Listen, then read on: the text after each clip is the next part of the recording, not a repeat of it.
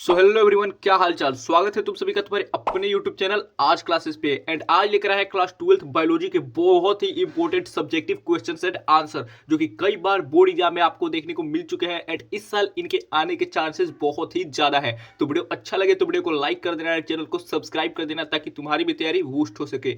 तो आओ फिर सबसे पहले क्वेश्चन को देख लेते हैं। एंड बहुत सारे बच्चे कमेंट कर रहे थे कि सर इंग्लिश मीडियम में भी लेकर आइए, तो तुम्हारे लिए इंग्लिश मीडियम में भी लेकर आ चुके हैं। तुम जो कमेंट करोगे हम वो करने के लिए तैयार हैं, बस हमारा सपोर्ट करना। यहाँ पर देख तो कुछ वन्य जीवों के विलुप्तता के दो कारण होता है। यह क्वेश्चन 2009 में भी पूछा जा चुका है। तो आइए हम डिस्कस करते हैं। मानव जनसंख्या में वृद्धि सबसे पहला कारण है। मानव जनसंख्या में वृद्धि, मानव द्वारा आवास, कृषि, भोजन आदि के लिए वन्य जीवों के प्राकृतिक आवास को नष्ट करना, यानी कि जंगलों की दिन रात कटाई कर रहे हैं हम अपने स्वार्थ के लिए, निजी स्वार्थ के लिए, सबसे पहला कारण है। एंड वन्य जीवों का अवैध शिकार, कितने लोग अपने लालच के लिए, उनका खाल बेचने के लिए, उनके मांस बेचने के लिए अवैध शिकार कर रहे हैं सरकार से छुपकर, गैर सरकारी तौर पर, जो कि बिल्कुल गलत है। एंड ये दो मेजर रीजन है जिसकी वजह से जंगलों या वन्य जीवों की विलुप्तता होती जा रही है। तो चलो नेक्स्ट क्वेश्चन की ओर चलते हैं। नेक्स्ट क्वेश्चन यहाँ पर देख तो क्या रहा है, टिश्यू कल्चर क्या है भाई साहब। यहाँ पर उत्तक संवर्धन की परिभाषा दे, वो डिफाइन टिश्यू कल्चर।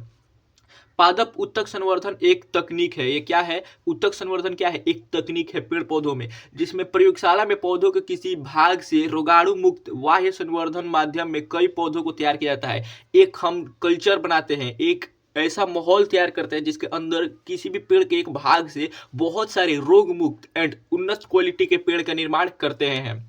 संवर्धन माध्यम में वह सभी तत्व होते हैं जो पादप वृद्धि के लिए आवश्यक है। एंड जो ये कल्चर बनाते हैं हम, उसमें वो सारे पोषक तत्व डालते हैं जो किसी पेड़ पौधों के लिए जरूरी होता है। इसी कहते हैं टिश्यू कल्चर यानी उत्तक संवर्धन। ये भी क्वेश्चन कई बार आपके बोर्ड एग्जाम में आ चुका है एंड इसके आने की संभावना बहुत ज्यादा है, तो इसको याद रखना। चलो नेक्स्ट क्वेश्चन की ओर चलते हैं। नेक्स्ट क्वेश्चन यहाँ पे कह रहा है, कुछ एंटीबायोटिक के नाम लिखे जो बैक्टीरिया से प्राप्त होते हैं, कुछ जो कि बैक्टीरिया से हमें मिलते हैं। ये भी क्वेश्चन 2010 में पूछा गया है। Write the name of some antibiotic which are obtained from bacteria. तो यहाँ पहले बैक्टीरिया का देखते हैं। स्ट्रेप्टोमाइसिन, स्ट्रेप्टोमाइसिन जो एंटीबायोटिक है वो स्ट्रेप्टोमाइसिस ग्रीसियस नामक जीवाणु यानी कि बैक्टीरिया से प्राप्त किया जाता है। एंड दूसरा जो है एरिथ्रोमाइसिन, ये है मैक्रोपोलीस्पोरो एरिथ्रिया नामक जीवाणु द्वारा उत्पन्न किया जाता है। तो ये दो ऐसे एंटीबायोटिक है जो बैक्टीरिया से प्राप्त किया जाता है, स्ट्रेप्टोमाइसिन एंड एरिथ्रोमाइसिन। चलो नेक्स्ट क्वेश्चन की ओर चलते हैं। एंड इंग्लिश वाले अपना स्क्रीनशॉट भी ले सकते हो चाहो तो। यहाँ पर देख तो नेक्स्ट क्वेश्चन कह रहा है, सहभोजिता को एक उदाहरण देते हुए समझाइए। एंड ये भी क्वेश्चन 2010 में पूछा गया है। सहभोजिता को एक उदाहरण देते हुए समझाइए। तो आइए समझते हैं। सहभोजिता, दो जीव जातियों में एक सहजीवन जिसमें एक जाति को दूसरे जाति से लाभ हो लेकिन दूसरी को पहली से ना कोई लाभ है ना कोई हानि होती है, उसे सहभोजिता कहते हैं। मान लीजिए एक ऐसा हम संरचना या एक ऐसी थॉट की कल्पना करते हैं जिसमें दो जीव हैं एंड एक जीव को दूसरे जीव से लाभ हो रहा है लेकिन दूसरे जीव को पहले जीव से कोई लाभ ना कोई हानि हो रहा है। इसको उदाहरण से समझेंगे तो और अच्छे से समझ में आएगा। देख यहाँ पर लिखा गया है, चारण पशु जैसे कि आपके भैंस हो गई, गाय हो गई और बकुले के मध्य, इसमें बकुले को कीट का लाभ होता है जो कि गाय भैंस के वो शरीर पे बैठ के वहां से खा लेता है, परंतु गाय को किसी प्रकार से लाभ या हानि नहीं होता है। लेकिन गाय या भैंस को किसी प्रकार से लाभ हानि नहीं होता है। इसको आओ फिगर से भी यहाँ पर हम समझ लेते हैं। देख तो यहाँ पर क्या क्या है, तो यहाँ पर देख तो हमने फिगर बनाया हुआ है, ये भैंस है जो चल रही है, फिगर थोड़ा देख ही सकते हो। एंड यहाँ पर जो कीट है देख तो यहाँ पर, एंड ये बकुला है आकर यहाँ पर खाएगा इसके शरीर पे बैठ के, तो ना यहाँ पर इसको लाभ हो रहा है कोई, ना कोई हानि हो रहा है, लेकिन बकुले को लाभ हो रहा है, जिससे इसे क्या कहते हैं, सहभोजिता कहते हैं। चलो नेक्स्ट क्वेश्चन की ओर चलते हैं। नेक्स्ट क्वेश्चन यहाँ पर देख तो क्या कह रहा है, क्वेश्चन यहाँ पे कह रहा है, दो ग्रीन हाउस गैसों के नाम बताइए जिनमें वैश्विक तापन हो रहा है। तो name two greenhouse gases which are causing global warming. तो यहाँ पर देख तो दुनिया भर में ग्लोबल वार्मिंग के लिए जिम्मेदार दो ग्रीन गैस हैं, कार्बन डाइऑक्साइड और मीथेन, CO2 एंड CH4। ये गैसें अथवा उष्म भूमि गैस जमीन के वायुमंडल में गर्मी को ट्रैप करते हैं और ग्रीन हाउस प्रभाव में वृद्धि कराते हैं, जिससे वैश्विक तापमान में वृद्धि और जलवायु परिवर्तन हो रहा है, जो कि विश्व की सबसे बड़ी प्रॉब्लम अभी पर है, ग्लोबल वार्मिंग। तो इसके दो मुख्य गैस हैं, कारण है, एक है कार्बन डाइऑक्साइड एंड दूसरा है मीथेन। चलो नेक्स्ट क्वेश्चन की ओर चलते हैं। नेक्स्ट क्वेश्चन यहाँ प्रदेश तो क्या कह रहा है, नेक्स्ट क्वेश्चन कह रहा है, एक पारिस्थितिक तंत्र से आप क्या समझते हैं। एक पारिस्थितिक तंत्र से आप क्या समझते हैं, what do you understand bye an ecosystem. तो एक क्षेत्र में उपस्थित विभिन्न प्रजाति के जीव और और बाह्य निर्जीव पर्यावरण के साथ अंतर क्रिया द्वारा बने हुए तंत्र को पारिस्थितिक तंत्र या परितंत्र कहते हैं। The system formed by the presence of different species of organism in area and there interaction with the external abiotic environment is called ecosystem. तो इसका स्क्रीनशॉट लेना चाहते हो तो ले सकते हो। चलो नेक्स्ट क्वेश्चन यहाँ पे कह रहा है भ्रूण कोश की घटक कोशिकाओं के नाम क्या है। What are the names of constituent cells of embryo sac. Embryo sac किन सेल्स से मिलकर बना है उसे घटक कोशिका या अवयव कोशिका बोलते हैं। तो यहाँ पर देख तो भ्रूण कोश मादा युग्मकोद्भिद होता है और ये एक प्रारूप भ्रूण कोश में 7 कोशिका और 8 केंद्रक होते हैं। एंड यहाँ से कई बार ऑब्जेक्टिव में क्वेश्चन आ चुका है कि जो आपका भ्रूण कोश होता है उसमें कितने कोशिका और कितने केंद्रक होते हैं। तो 7 कोशिका और 8 केंद्रक वाला होता है। इनके नाम निम्नलिखित है। पहला अंड उपकरण, इसमें एक अंडक कोशिका और 2 सहायक कोशिका होती है जिसे हम लोग हेल्पिंग सेल भी कहते हैं एंड सिनर्जिड सेल भी कहते हैं। दूसरा है ध्रुवीय केंद्रक जिसे पोलर न्यूक्लियस भी कहते हैं। इसमें 2 केंद्रक होते हैं। अगर यहाँ पर हम फिगर बनाना चाहें तो यहाँ पर देखते हैं, यहाँ पर बीच में जो 2 होते हैं उसे हम लोग क्या बोलते हैं, ध्रुवीय केंद्रक या पोलर न्यूक्लियस। और नीचे यहाँ पर 2 होते हैं जो कि सहायक कोशिका और एक यहाँ पर एग होता है। एंड ऊपर भी 3 सेल्स होते हैं जिसे हम क्या बोलते हैं, प्रतिव्यसांत कोशिकाएं। निभाग की तरफ 3 कोशिका होती है, निभाग की तरफ यानी कि यहाँ चलाजल एंड की तरफ होती है जिसे हम क्या बोलते हैं, प्रतिव्यसंत कोशिकाएं। यहाँ पर देख तो स्क्रीनशॉट लेना चाहते हो इंग्लिश मीडियम वाले तो ले सकते हो। यहाँ पर हमने फिगर बनाकर भी समझाया हुआ है। देख सकते हो यहाँ पर क्या कह रहा है, यहाँ पे कह रहा है यहाँ पर ऊपर वाले जो 3 है इसे क्या कहते हैं हम, अंड उपकरण या एक एपरेटस। अंड कोशिका, सहायक कोशिका जिसे सिनर्जिड सेल कहते हैं, इधर पोलर न्यूक्लियस है एंड ये एंटीपोडल या प्रतिव्यंस्त सेल है। चलो नेक्स्ट क्वेश्चन की ओर चलते हैं। नेक्स्ट क्वेश्चन यहाँ पर देख तो क्या कह रहा है, नेक्स्ट क्वेश्चन यहाँ पे कह रहा है हरित घर प्रभाव किसे कहते हैं, स्मॉग का निर्माण कैसे होता है। What is called green house effect, how is smog formed. तो यहाँ पर ग्रीन हाउस प्रभाव या हरित गृह प्रभाव एक प्राकृतिक प्रक्रिया है। कैसी प्रक्रिया है, नेचुरल प्रोसेस है जिसके द्वारा ग्रह या उपग्रह के वातावरण में मौजूद कुछ गैस वातावरण के तापमान को अपेक्षाकृत अधिक गर्म बनाने में मदद करती हैं। जैसे कि अभी हमने पढ़ के आया पीछे 2 गैस जैसे carbon dioxide and methane. Smog धुएं और कोहरे का मिश्रण है, धुएं और कोहरे का मिश्रण होता है स्मॉग। एंड ये भी कई बार ऑब्जेक्टिव में पूछा जा चुका है कि स्मॉग किसका मिश्रण होता है, तो धुएं और कोहरे का। कोयले और जीवाश्म ईंधन के अनुचित संचालन और दहन, वाहन उत्सर्जन आदि से धुआं उत्पन्न होता है। हम जो जीवाश्म ईंधन है उसका अंधाधुंध गलत प्रयोग कर रहे हैं जिसकी वजह से ये उत्पन्न हो रहा है धुआं। यह धुआं सूर्य के प्रकाश के साथ प्रतिक्रिया कर फोटोकेमिकल स्मॉग बनाता है। चलो नेक्स्ट क्वेश्चन की ओर चलते हैं। नेक्स्ट क्वेश्चन यहाँ पर तो क्या कह रहा है, नेक्स्ट क्वेश्चन कह रहा है वाइटल इंडेक्स क्या है, इसे ज्ञात करने का सूत्र लिखे। वाइटल इंडेक्स क्या है, इसे ज्ञात करने का सूत्र लिखे। What is vital index, write the formula to find it. किसी निश्चित क्षेत्र की जनसंख्या वृद्धि को ज्ञात करने के लिए मृत्यु दर और जन्म दर के अनुपातिक आकलन निकालना पड़ता है, इसे वाइटल इंडेक्स कहते हैं। कहता है किसी निश्चित क्षेत्र में किसी भी एक फिक्स्ड एरिया के अंदर जनसंख्या वृद्धि मतलब कितने बच्चे पैदा हो रहे हैं एंड कितना मृत्यु दर है, यानी कि जन्म दर और मृत्यु दर के अनुपात को हम क्या कहते हैं, वाइटल इंडेक्स। यहाँ पर देखो तो जन्म दर और मृत्यु दर इंटू 100 कर देंगे तो परसेंटेज में आ जाएगा। इतना तो कॉमन सेंस होगा ही। इसका जो सूत्र होता है जन्म दर बट्टा मृत्यु दर गुणे 100 होता है। चलो नेक्स्ट क्वेश्चन की ओर चलते हैं। नेक्स्ट क्वेश्चन यहाँ पर तो क्या कह रहा है, नेक्स्ट क्वेश्चन यहाँ पे कह रहा है एमटीपी क्या है, इसकी सुरक्षित एवं घातक काल का उल्लेख करें। तो यहाँ पर तो एमटी मतलब होता है मेडिकल टर्मिनेशन प्रेगनेंसी। तो यहाँ पर तो mention itself and dangerous time. तो क्या होता है, तो गर्भावस्था के पूर्ण होने से पहले ही चिकित्सीय रूप से गर्भावस्था का समापन करना एमटीपी कहलाता है। इससे दवा अथवा शल्य चिकित्सा यानी कि ऑपरेशन के माध्यम से भी किया जा सकता है, यानी कि भ्रूण का विकास हो उससे पहले उसको बाहर निकाल देना एमटीपी कहलाता है।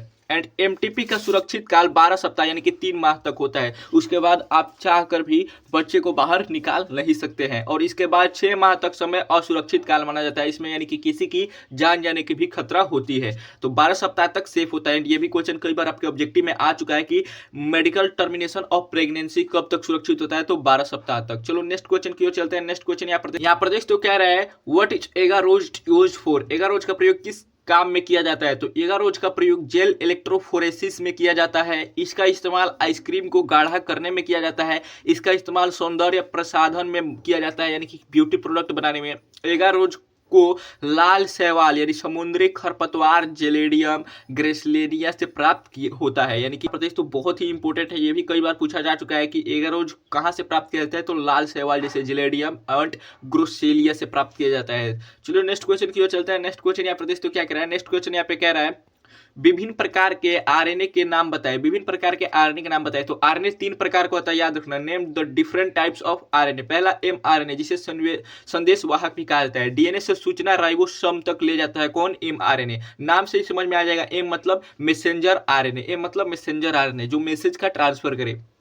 आरआरएनए मतलब राइबोसोमल आरएनए, राइबोसोम का निर्माण करता है। आरआरएनए मतलब राइबोसोमल आरएनए जो कि क्या करता है? तो राइबोसोम का निर्माण करता है। टीआरएनए मतलब ट्रांसफरेज आरएनए यानी कि स्थानांतरण, अमीनो अम्लों को राइबोसोम तक लाता है। कौन लाता है? तो टीआरएनए लाता है। एंड यहाँ से कई बार ऑब्जेक्टिव क्वेश्चन अलग अलग रूप में पूछा जा चुका है, तो इसको ठीक से याद कर लेना। सब्जेक्टिव एंड ऑब्जेक्टिव दोनों यहाँ से आते हैं। चलो नेक्स्ट क्वेश्चन की ओर चलते हैं। नेक्स्ट क्वेश्चन यहाँ पर तो क्या कह रहा है? नेक्स्ट क्वेश्चन यहाँ पे कह रहा है प्रखनली शिशु किसे कहते हैं?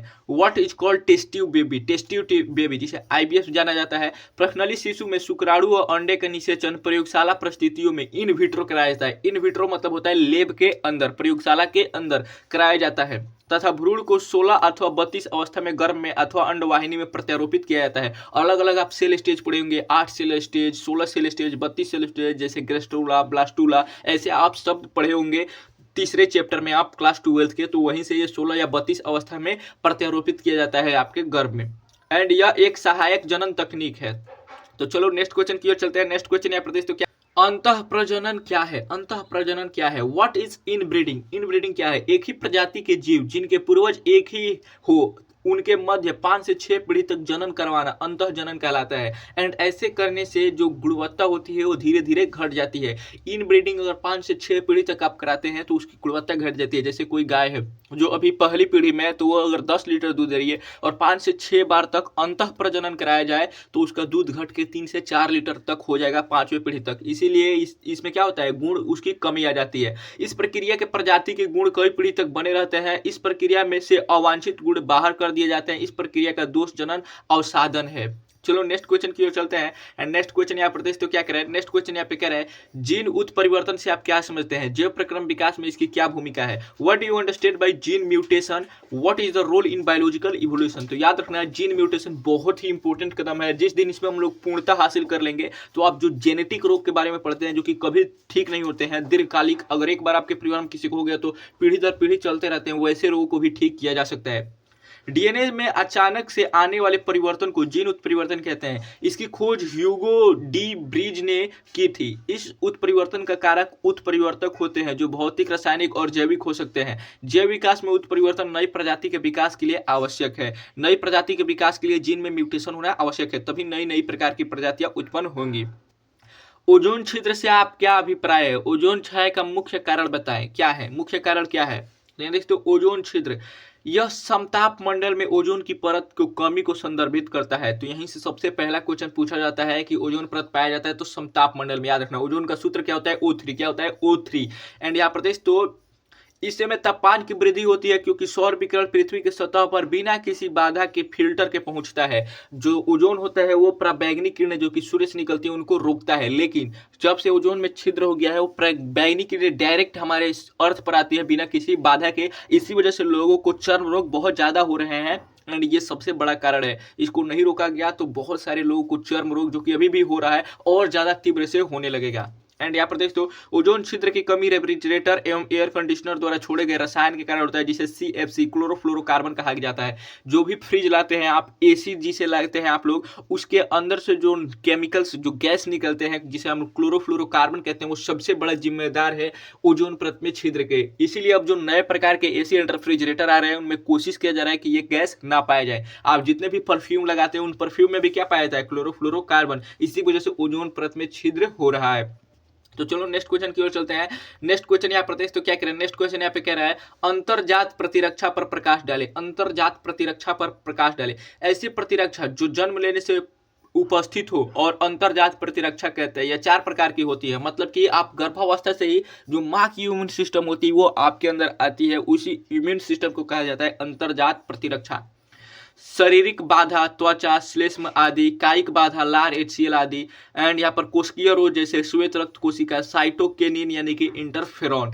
चलो नेक्स्ट क्वेश्चन की ओर चलते हैं। नेक्स्ट क्वेश्चन यहाँ पर तो क्या कह रहा है, नेक्स्ट क्वेश्चन कह रहा है शुक्राणु के मध्य भाग में क्या पाया जाता है। तो शुक्राणु के मध्य भाग में माइटोकॉन्ड्रिया पाया जाता है। यह माइटोकॉन्ड्रिया शुक्राणु को गति करते हेतु ऊर्जा प्रदान करता है, मोटाइल बनाता है, शुक्राणु को मोटाइल बनाता है।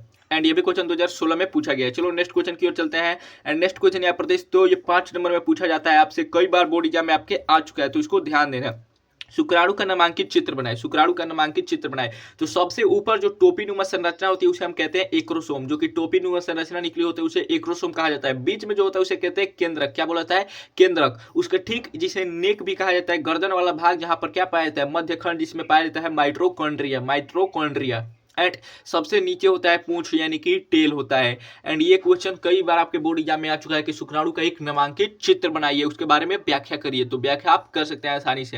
एंड यहाँ पर हमने 19 हमने बहुत ही महत्वपूर्ण क्वेश्चंस की प्रैक्टिस की एंड इसको सॉल्व किया। तो वीडियो कैसा लगा नीचे कमेंट करके जरूर बताना। एंड वीडियो थोड़ा सा भी हेल्पफुल लगा होगा तो अपने दोस्तों के पास शेयर करना। मिलते हैं अगले वीडियो में, तब तक के लिए जय हिंद। एंड चैनल को सब्सक्राइब करना बिल्कुल मत भूलना।